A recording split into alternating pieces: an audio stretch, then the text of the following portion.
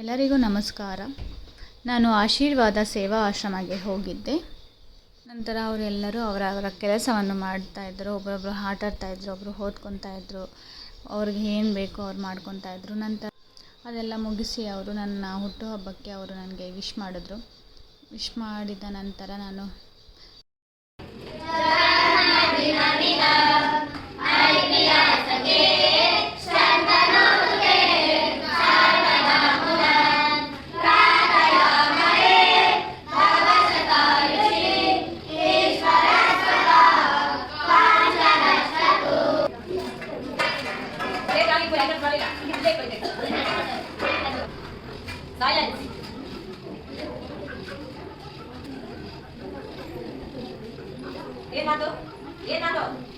ಮತ್ತು ನನಗೋಸ್ಕರ ಅವರು ಹಾಡನ್ನು ಹಾಡಿದ್ರು.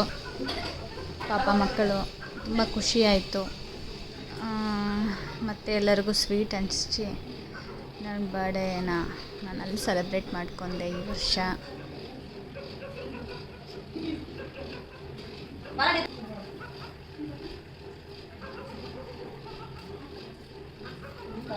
ಸ್ವೀಟ್ ಹಂಚಿದಾದ್ಮೇಲೆ ಎಲ್ಲರಿಗೂ ಊಟದ ಸಮಯ ಆಗಿತ್ತು.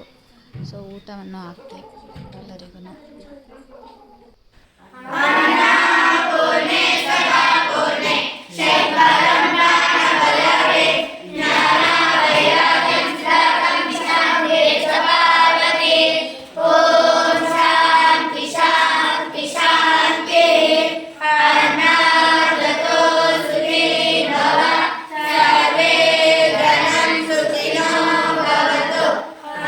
ಥ್ಯಾಂಕ್ ಯು ಮಕ್ಕಳೇ, ಎಲ್ಲರಿಗೂ ಒಳ್ಳೆಯದಾಗಲಿ.